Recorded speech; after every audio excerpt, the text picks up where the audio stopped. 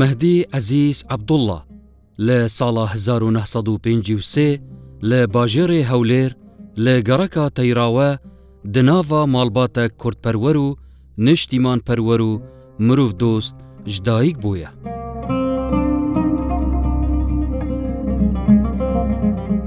مادی خۆشناوی باوکم لە ساڵی 53 لە تەیراو لەدایک بووە. باوکی ڕەحمەتی باوکم کەدەکە حاج عەزیز وەستایەکی بەناوبانجی ئاشەوان و ئاش دامەزراندن بووە. بەو هۆیەوە پەیوەندیەک و گەڕانێکی زۆریان لە سنوورەکانی گوند و دەوروبەری هەولێر هەبووە. حاجی عەزیز babê Mehdî Xuşnaw kesatiyekê destڕengîn bû. Karê ajvaniyet kir û kesek bi nav û bang bû lê deverê. بەهۆی ئاشەوانیەوە پەیوەندێکی بەرفراوانی هەبووە. باوکم هەر هاوکار و لە منداڵیەوە وەکو شاگردێک بەردەوام بووە لە کارەکانی. گەڕەکی تەیراوە گەڕەکەکی نیشتیمانپەروەر و کوردپەروەر بووینە. دەما پێشمەرگەیەک لە دەرڤەیە باژێڕێ هەولێر قەستا ناوباژێری کربا بێی دوودلی ئەوی پێشمەرگەی سەردانا ماڵباتە ئامینە خانێ دکرد کۆتکە دایکا مەهدی خۆشناو ئەوێژی بە هەموو دلسوزی و ڤیان خزمەتاوان دکرد.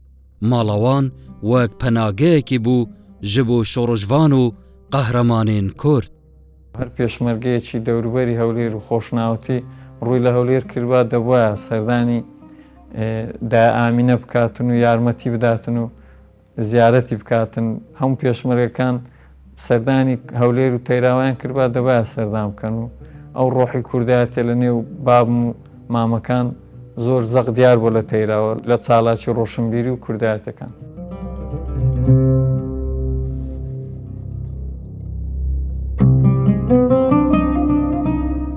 مەهدی خۆشناو خوێندنا سەرەتایی و ناوەندی لە قوتابخانەیە ئیبن مستەوفی و ئەربیل و ئولا لە هەولێر تەمام کردیە. قوتابیەک چەلەنگ و زیرەک و بەئاگەه بوو. هاوتەریب لەگەڵ خوێندنی قوتابخانە ڕۆژانە سەردانی کتێبخانە و ئەو شوێنانیان کردووە کتێبفرۆشی گوێ مکریانیش وەکو قوتابخانەیەک بۆ بنسبەت باوکم سەردانی کردووە و کتێب و نووسینەکانی ڕۆژنامەکانی ئەو کاتەوە زۆر بە گرنگەوە وەرگرتووە خوێندی تێوە و پەریان بە ڕۆشنبیری خۆیانداوە.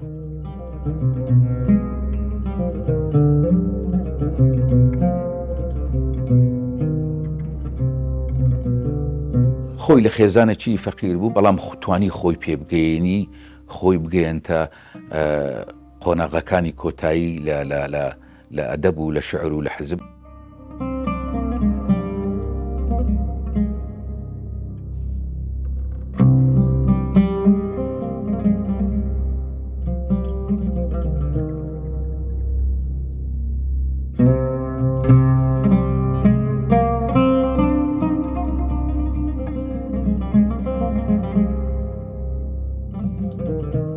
مەهدی خۆشناو هەر دژیە گەنجاتیەدا ڕۆحا کوردپەروەری و نیشتیمانپەروەری لە دەف دروست دەبە.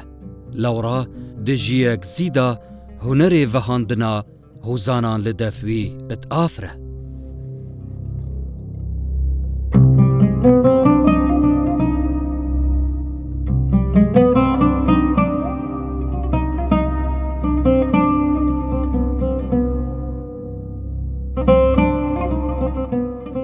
دەگۆم شێتی ڕێبازی مەلامسفامە لە گچکەیەوە من منداڵ بووم لە گەڕەکەچی بووین یعنی دائما دەهات پارەی خڕدە کردەوە ئەمەش دەباگەوە چ لێ دەکەی ڕۆژانەی وەردەگرت لە منداران دەیزانی سبێنا ڕۆژانەمانێ دەگو ئەوە ئابوونە لەو پێشبەرگەی دەنار ڕانک و چۆغەڵەکی لەبەر بوو هەردوو دەستی پڕ خوردە دەبوو هەمووی لەجر دەگو ئەو لەو پێشبەرگان دەنێرم یعنی ئەوە لە گچکەیەوە قوتابیان بوو هەتا هەڵات بۆ پێشبەرگە و یعنی زۆر دڵسۆز بوو زۆر.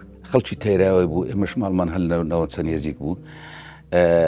گەنجێکی زۆر خینگەرم بوو زۆر حەزی لە کوردایەتی دەکرد پارتیەکی زۆر تۆخ بوو هەتا سەرێسقان و هەروەها زۆر کەیفی بە پارتی و ڕێبازی بارزانی دەهات.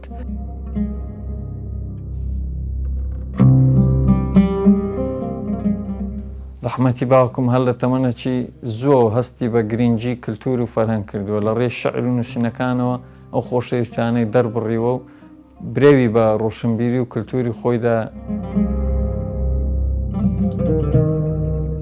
Bi sedema perûşiyawî ji bo bejdarbûn di nava şorişên Kurdî da nikarît xwendina navendî temam biket.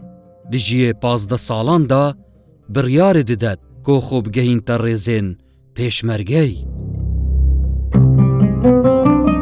بڕیاری دا کە واز لە خوێندن بینی و زۆر دژی حکومەت و بەعز بوو بەڕاستی بۆیە لە سەرەتای هەفتاکان هەولێری بەجێهێشت و ئیلتیحاقی بە ڕێزی پێشمەرگە کرد ئەو کاتە. ڕەحمەتی باوکم هەر لە تەمەنێکی زووە لە قوتابخانەوە هەستی بە خۆشەویستی و بە پەرۆشی بۆ دۆزی ڕەوای کورد کرد و بە پێویستی زانی کە بە زووترین کات پەیوەندی بە شۆڕش بکاتن و بەرەو چیاکان بڕۆ. هەروە وای بە زەرور زانی کە لە شۆڕش بخوێنی و لە ناوپردانە لە پەیمانگای کادیران درێژە بە خوێندمدا.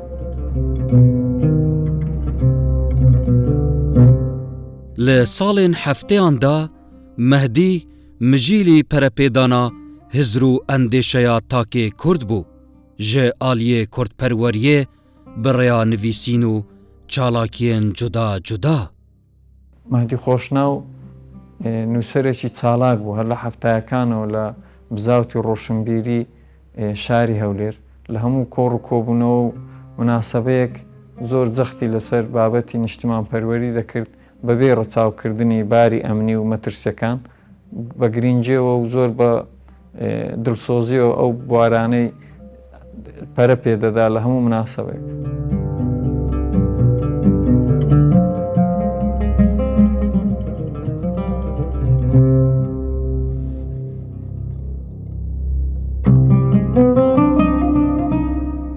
پەیوەندی بە ڕێزی پێشمەرگەیەوە کرد و هەولیشی دەدا دائیمەن خۆی تەسقیب بکە خۆی تێبگەینی ئەوە بوو لە دەورەی کادیران وەرگیرا و بە ئیمتیاز وەرگیرا و جەنابی ڕەحمەتی بارزایی نەمر مەدالیەی پێبەخشی. لە ساڵا 1972 ئەدگەهیتە ناوا ڕێزên پێشمەرگەی بەشداریە خولا چوارەیە پێگەهاندنا پێشمەرگەی دکات. جنرال مەلا مستەفا بارزانی خەڵاتی ڕێسلێنانێ پێشکێشی وی دکات. دوای پەیوەندیکردنی بە شۆڕش یەکسەر پەیوەندی بە مەحەد کادیران کرد پەیمانگای کادیران لەو پەیمانگایش بە نمرەیەکی زۆر باش لە یەکەمەکانی ئەو خولە بوو کە خولی چارەم بوو جەنابی جەنەرال بارزانی نەمر دیارێکی تایبەتی پێشکەش کرد و لەوێ ڕێز لێنانیان بەو قوتابیانە بەخشی وەکو نوێنەری جەنابی سەرۆک لە شاری هەولێر پەرە بە بواری کوردایەتی و ئەو ڕێبازە پیرۆزە بدەن. ئەوە بووە تاقە و وزەیەکی زۆر زۆر کە مەهدی خۆشناو تا ئاخر لەحزە لە ژیانی هەر بەو ڕوحیەتە خزمەت بکات. پشتی تەمامکردنا خولا چارەیە پێگەهاندنا پێشمەرگەی وەک پێشمەرگە و نویسەر لە مەکتەبە سەربازیە پارتی دیموکراتی کوردستان دەست بکارد بە. دوای دەرچوونی بە پلەیەکی باش لە پەیمانگای کادیران لە بەشی عەسکەری دەستی بە خزمەتکردن کرد و لە زۆربەی پێشمەرەکانی شاری هەولێر لەوێ پەیوەندیان بە یەکتری کرد و کار و چاڵاکانیان پەرە پێدەدا لەوێ پەیوەندێکی زۆر توند و تۆڵ لە بینی پێشمەرگەکان و لە خەڵکی شار پەرە پێدرا. لە ساڵا 1973 ژیانە هەفژینیە پێکتئینە ئەدبیتە خوادی کچکەک و شەش کوڕ بەلێ هێشتا ڕشتر دبە لەسەر کارێ پیرۆزێ خوا و کارێ پێشمەرگا تێبوو.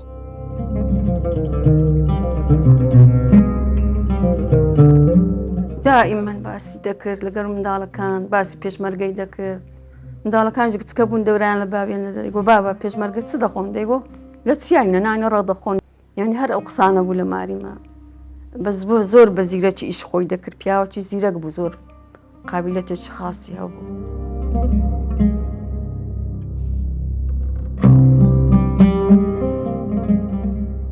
سعات 5 سبەینێ جێ بەک بوو ماسی لە هینامیان پێ قوتار کرد لێ بە پێیان هەتا حاجی ومەرا ڕۆیشتم ئەمریشم زۆر گچکە بوو یعنی ئەو 5 ڕۆژە بەس سخین لە کەپم هات لەوێن دەریش لە مەکتەب ئەوەی بوو عسکەری بوو کاتب بوو لە ناو پردانی یەک دوومان لەوێ مابوون یەک ئایلە دوو بۆ هات هەموو هەڵاتبوونە ئیرانی هەتا 75 تیار هەر لە سەرمان و قەسفی دەکرم و ڕۆژی غاڕی دەکرم.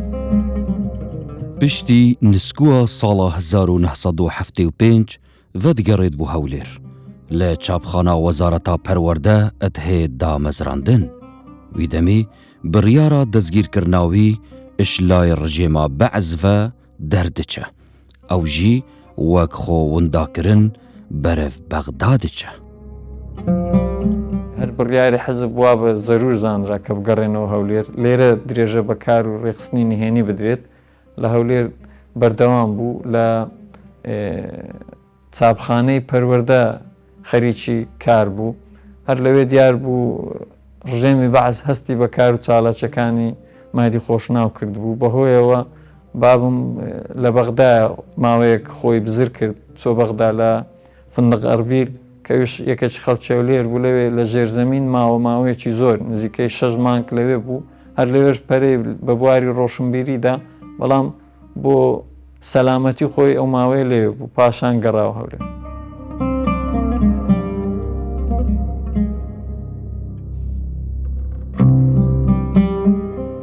بەریا ڕاپەڕینا پیرۆز لە ساڵا 1991 وەک کادرێکێ چالاک و چەلەنگ یە پارتی دموکراتی کوردستان لە بیاوێ ڕێخستنا نهێنی خەباتە خوا دێدومینە.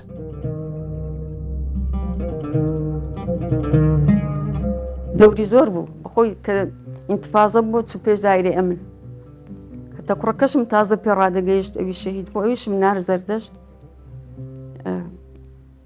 ئەو هەتا دایرەی من چوون و هاتەوە هەم قەلبی خین بوو ینی ڕۆژێکی خۆش بوو تا وەختی هەر ژیانمان هەر لە خەتەر بوو ئەمە جارە بە دە ڕۆژ دەرکەمان نەدەکردەوە پەنجرەمان نەدەکردەوە دەگوە تا بزانن کەس لە مارێ نییە لە متبەقیشیمان نەدەکرد. ڕەحمەتی مادی خۆشنا و بەرپرسی ڕێخستنی نهێنی شاری هەولێر بوو لە ڕووی پێشمەرگە و لە ڕووی قوتارکردن و ئەوانەی کە لەژێر ڕژێمی بەعز داواکرا بوون چالاکیەکان هەمووی بە شێوەی نهێنی و لەگەڵ برایانی پێشمەرگە درێژەی پێدەدا لە شوێنەکانی وەکو ڕانیە و ئەو شوێنانە لە ڕێی نووسرا و ڕاپۆرت و بڵاوکراوەی پێشمەرگە و هەواڵ چالاکیەکانیان بەردەوام.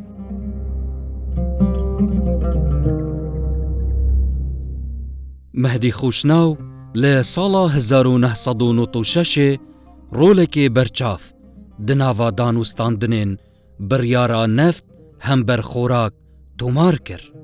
مەهدی خوشناو هەموو دەما وەک فیگەرێک ئەبهێز و گەرم و گۆڕ ئەتهات پێشچاف.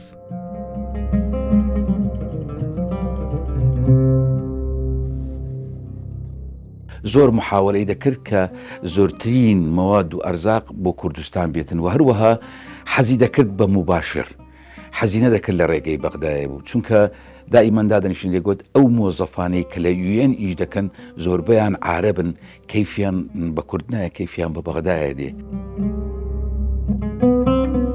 ئەو ئیشەی خزمەت دەکا کرێت چییە مشکلەی منداڵی تەڵەبەیە مشکلەی ژیانی هەیە بەڵام لە سەوازیبەکەی جددیە و ئیش دەکە بە جددی ئەوە گەورەترین خلاسە گەورەترین قارەمانەتیە. لە ساڵی 96 وەکو جێگیری پارێزگا و سەرۆکی لێژنەی دانوستکار لەگەڵ UN و UNHCR کە بڕیاری نەوت بەرامبەر خۆراک دەستنیشان کرا بۆ چەسپاندنی مافی حکوومەتی هەرێم مافی معنەوی و مادی شەڕێکی بێوچانی کرد لە ڕێی گفتوگۆ و دانوسانەکان یعنی لە UN ئاماژە بە ناوی کوردستان و بە مافی کوردستان بدرێ ماندی بوون و ئەرکێکی زۆری کێشە توانی ئەو نوێنەرانەی UN ڕازی بکە کە ئیشارەت بە ناوی کوردستان بدەن وەکو دیفاکتۆ حکوومەتی هەرێم بناسێنن و مافەکانی هەرێمی کوردستان و هەولێریش دیار بکرێ لە حکوومەتی مەرکەزیەوە. دناوبەرە ساڵانێن 1993 هەتا ساڵا 1997 ئەدبیتە دەڤەردارێ هەر ئێک لە قەزا هەولێر و شەقلاوە. لە ساڵی 93 وەکو قایمقامی شاری هەولێر دەستنیشان کرا، خزمەتەکانی بەردەوام بوون بە شێوەیەکی چالاک لە زروفێکی زۆر ئەستەم و زەحمەت بەردەوام بوو. پاشان لە قایمقامەتی شەقلاوە وەکو قایمقام دەستنیشان کرا، ماوەی 2 ساڵ لەوێ بوو. حدودی خۆی دەناسی، ئەوەندە نزان نەبوو، کوڕەکی زیرەک و عاقڵ بوو. حدودی خۆی دەسەڵاتی خۆی دەزانی چۆن بوو. قایمقام بەڵێ هەموو تاقەتی خۆی سەرف دەکرد لە ئەو واجباتەی کە لەسەر شانی قایمقام بوو. لە ساڵا 1997 هەتا ڕوژا شەهید بوونێ وەک جێگرێ پارێزگارێ هەولێر gelek bi dilsozî û destpakî kar diket û xizmeta hevwilatiyan diket. پێکرا پیاسەمان دەکرد لە ناو بازار لە شوێنەکان دەیپرسی یعنی چ هەیە چ کێشە هەیە چ کێشەکە بە پێی توانە، چونکە بەڕاستی ئەو دەما حیسارێکی زۆر گەورە لەسەر کوردستان هەبوو، لەسەر عێراق هەبوو و لەسەر کوردستان 2 حیسار هەبوو، یەک UN حیساری لەسەر کردبوو، یەکیش بەغدا ڕژێمی بەعەس حیساری دانابوو. لە هەر چوار لاش ئەمە چاردەورەمان گیرا بوو، چ لە ڕێی ئیرانەوە تورکیا و سووریا عێراق، یعنی زۆر لە حالەتێکی ناخۆش دەژیان ئەوانەی بەبیر بێ ساڵانی نەوەتەکان. ڕۆحی کوردایەتی و ڕۆحی شارستانیت لە هەموو تاکێکی کورد زیندی بکاتەوە بەرز ڕابگری. قۆناغی ئەو کات شەڕی ناوخۆ قۆناغێکی زۆر ئەستەم بوو بەهۆی قەیران و حیساری ئابووری کە لەسەر هەرێم بوو. بەڵام مەهدی خۆشناو هەموو فەرمانگە و کارمەندەکانی بەو هۆشیاریەوە پەروەردەکرد بوو کە بتوانین ڕۆحیەتێکی کوردانە و ڕۆشنبیرانە و شارستانیانە بگەنە بەر. لەلایەن ئەو دێژنێکە ناوەکانیان بکەندراوە دوێنێ ئامادە کرایە مامۆستا کەریم شارەزاد دەخوێنێتەوە کە سەرۆکێ ئێکەتیا نویسەرین کورد لەقا هەولێر بوو. شین دەستی نوێیەن خزمەتکردنێ بە ئەدەب و مێژ و کولتوری کوردی بڕۆنی ددیارن. خەڵکێک زۆری لێ ڕازی بوو، مازەی ڕوبەڕووی ئەوەی ئیزنی هەموو کەسێک دەدا کە بیبینی بەرنامەی دانەبوو وەکو من ئەوە بووم. لەبەر ئەوەی ئیشوکاری خۆی بە زیدی دەکرد و زۆر بڕێک بێت.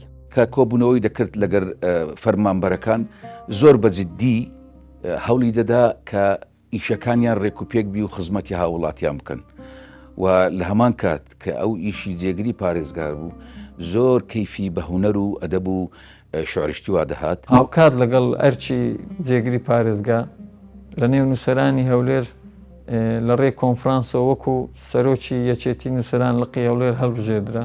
بەمەش دوای نیوڕان لە بارگای یەکێتی نووسەرانی کۆ دەکردەوە و هەر کێشە و ئاریشەک ڕوبەڕوویان باوە هەوڵی دەکرد چارەسەر بکەن. ئەو ئارزەی ئێستا پارچی منارە جەنابی ڕەحمەتی مەهدی خۆشناو ئیشرافی کرد، ئەو دروستی کرد، بەڕاستی شتێکی زۆر جوانە. لە هەمان کات تا ئەرز هەبوو لەو دیوی کە ئی محەتەی پێیان دەگوت لەسەر بودجەی پارێزگا کۆشتی هونەریان دروست کرد بە ئیشرافی مەهدی خۆشناوی بوو، فکرەکەش ئیوی بوو، بیرۆیەکە ئیوی بوو. ئەوە بوو ڕۆژێک لە ڕۆژان وەفدی کە تەواو بوو وەفدێکی مسری هاتە هەولێرێ، زۆر پێیان سیر بوو و سوپاسی پارێزگایان کرد و سوپاسی ڕەحمەتیان کرد. وتیان یەکەم جارە ئەمە لە دەوڵەتی عەرەبی ببینین لە کوردستان کۆشکەک هەبی بە ناوی کۆشتی هونەر پێی برێن قەسر الفەن. مەهدی خۆشناو وەکو جێگیری پارێزگاری هەولێر بە ڕۆحیەتێکی کوردانە و بە چاوێک و بە نەفەسێکی شارستانانە خزمەتی شاری هەولێر دەکرد وەکو پایتەختێکی زۆر گرنگ. لەگەرە من زۆر متعاون بووم، زۆر هاوکاری دەکرد، منی زۆر هاوکاری دەکرد وەکو ڕەفیقە گشتمان دەکرد. مادی کوڕێکی زۆر زدی بوو لە ئیشکردنی، زۆر دەسۆز بوو، زۆر لەسەر ئیشوکارەکانی خۆی مسڕ بوو، خزمەتی خەرکی زۆر دەکرد، داوامی ئیزافی دەکرد بەبێ ئەوەی کە داوای لێ بکرێت. لە کاتی ئیشکردن ئەو ماوەی کە پێکرا ئیشمان کرد دیار بوو زۆر حەزی دەکرد کە جددیبی ئیشەکانی و هەروەها ڕێک و پێک بی هەرچی پێی بکرێ خزمەتی شارەکەی خۆی بکات. مەهدی خۆشناو خودی چەندین بەرهەم و بابەت و گوشەین تایبەت بوو لە گوڤار و ڕۆژنامەیاندا. دە هەمان دەمدا چەندین دەستنویس ئەدبیاوێ ئەدەبیدا هەنە. وەڵا وەختی هەبا دەینووسی لەسا هەموو شتی دەینووسی پێش یەک دوو مانجی گۆتێ من شەهید دەبم ئەوجە شعرەکی نووسی نامیلکەکە ئێوە ڕۆژێ بڵند هات بردی نازام نەمانمایە ئێستا ببینن ئەمڕۆ دەرێ دەبمە ئیبراهیم و سەرم دەبڕێ لە ڕۆژی جێژنەی قوربان بەخۆی ئەو شعری لەسەر خۆی نووسی چکە ناوی ڕەس القایمە بوودرا لە محافەزەی دان نابوو تیرۆریکان دەنازانی زۆر زیرەکە و ئەکتیبە زۆر بە کەیفی بە ئەدەب و شعر و کوردایەتی و نیشتمان پەروەری دەهات. هەندێک زار مەقالەی دەنووسی کە گۆزەری دەول و زەلەوانە زۆر زار نیشانی منی دەدا دەگوت ئەوانم زۆر زدی و لە سێشەکانی خۆی نووسەران یەشتی نووسەرانش هەم یەشتی نووسەران بۆ مخایم خامیش زۆر زدی و زۆر ماندی بوو شەو هەبوو سەعادی یەک و داتەوە یەک داتەوە مەڕ گۆڤاری نووسەری نوێ کە گۆڤارێکی کۆن و ڕەسەنی یەکێتی نووسەرانە زیندوی کردەوە و چەندین وەکوی شێوەیە هەفتانە بڵاو دەکراوە لەگەڵ چەندین کۆڕ لە شێوەیە هەفتانە ئەنجام دەدرا سەرەڕای ئەوەی چەندین کۆنفرانس و سیمیناری زۆر گرنگ لەسەر ئاستی کوردستان و بەشەکانیش ئەنجام درا لە سەبارەت بە ڕێنووسی زمانی کوردی و ئەدەبی زمانی کوردی چەند کۆنفرانسێکی زۆر زۆر گرنگ بوو لەسەر ئاستی کوردستان هەن ئەنجام درا و ئەمانە ئەگەر بایەخی پێ نەدرێ بۆ تۆمارکردن لە خوێندنەوەدا ون دەبێت لەبەر ئەوە ئەم لیژنەیە کە دانراوە و بە بیری ئەم بەرزانەدا هاتووە کارێکی زۆر پیرۆز و گەورەیە.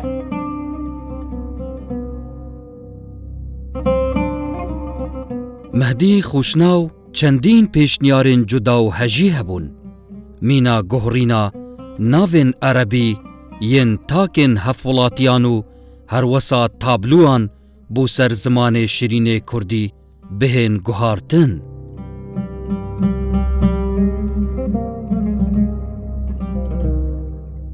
ڕۆژێکیان کۆبووینەوە باسی ئەوەی کرد کە ئێمە هەتاکەی تابلۆەکانمان و قوتابەخانەکانمان ناوەکانیان بە عەرەبی بێ.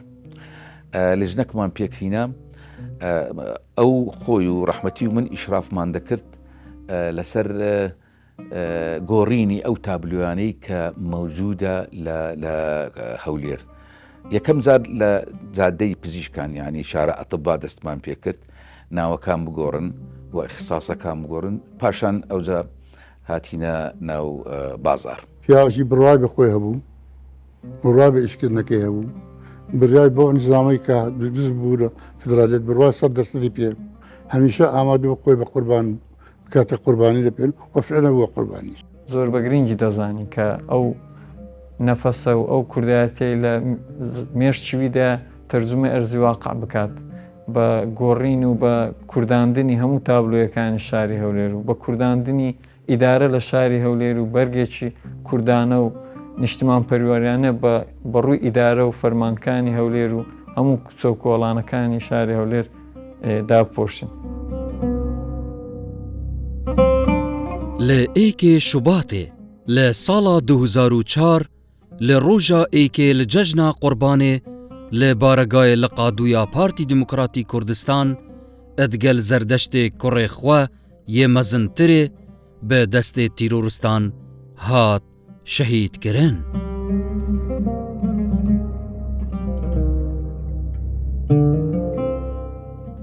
ئەنی بارێکی قورس بوو چار منداڵم تەلەبە بوون هێشتا ئەوە تەلەبە بوو کچەکەم تەلەبە بوو کوڕەکەم ئەمری 6 ساڵ بوو ئەوەی بەناوی مەلا مستفای کردی ئێستاوە لە فەڕەنسا هات جلچی بگۆڕم ئەو ڕۆژێ گوتم مەلا لۆنۆچی لەگەر بابێ گوتی دام ترسام لەبەر تەقینەوەی ئەو ئێستا دەریدا وەم گۆ دەرێم ئەرێ وڵا کوڕمەت گۆ چکە تەقینەوە وەختی زۆر بوو هەرکارساد بوو بۆ پارتی نەک بۆ عائلەکان ئەوم قایدە هەم کادر چاکە شەهید بوون کارتە نەبوو بەڵام پارتی خۆڕاگرە شکرینەوە خواهینایی و سەرمان بەرزە بەو ڕێبازەیە تا ماینەوە لە سەوڕێنێ و فەخر بە ڕێبازی بارزانی دەکەین کە خینماندا تا دەمرین لە سەو ڕێبازەینە سەو ڕێبازەی لا نادەین.